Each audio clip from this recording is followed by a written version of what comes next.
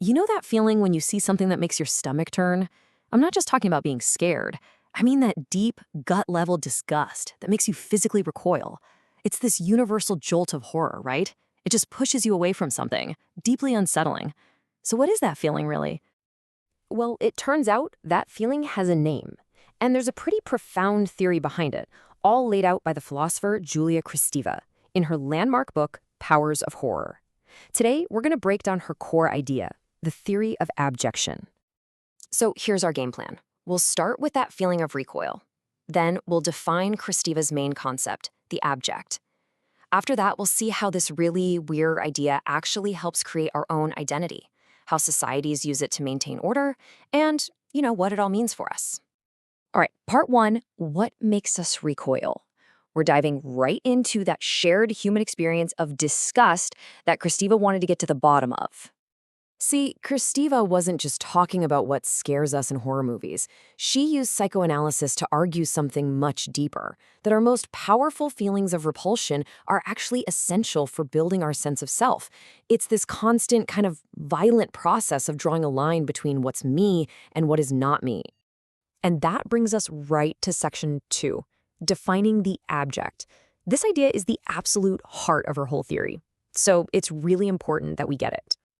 Pay close attention to that last part, which comes from within.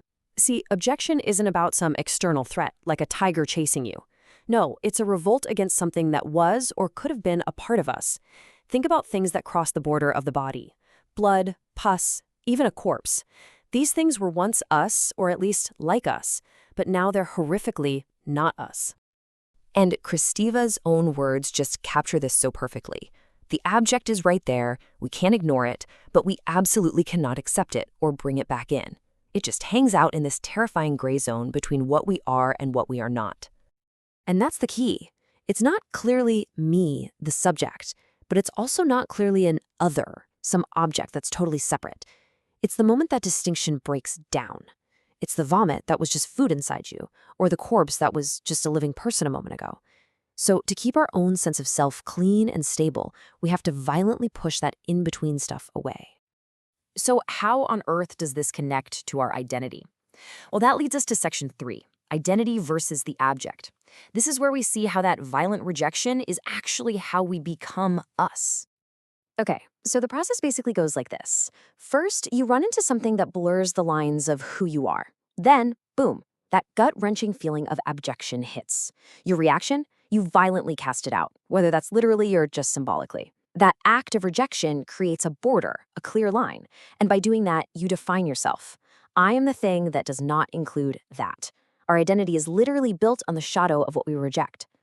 So yeah, this whole thing is absolutely necessary for us to have a functioning ego, to even know who we are. But, and this is a big but, it's not a peaceful process.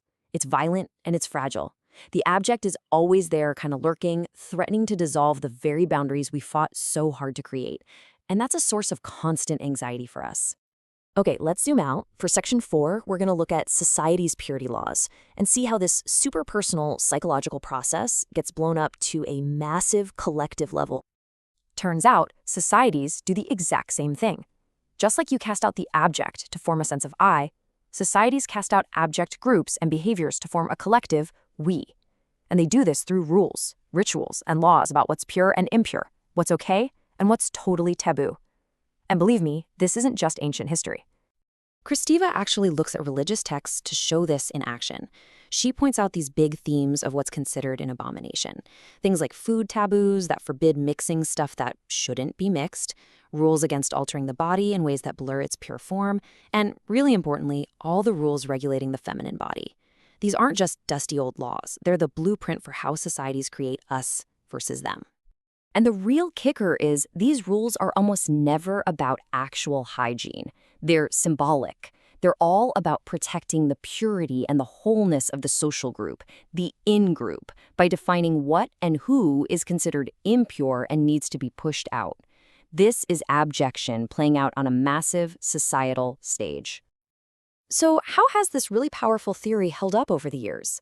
That's what we're digging into in section 5, Kristeva's lasting impact, where we'll look at both the good and the, well, challenging parts. On the one hand, Kristeva's work was a total game changer. It brilliantly showed how our sense of self is tied to what we push away, and it connected psychology to social rules in a way no one really had before. It's been hugely influential in things like feminist theory. But on the other hand, the theory isn't perfect. Her writing is famously dense.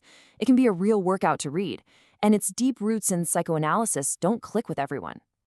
And that brings us to our final section, the horror we create.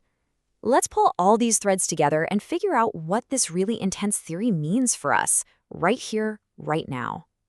So when you boil it all down, the horror we feel isn't just about monsters under the bed. It's really about the monsters inside us. Abjection is that deep, violent, and totally necessary process of drawing a line around ourselves and saying, this is me.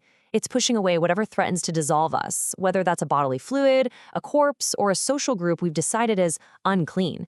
We literally build our identities on the junk pile of what we've thrown away.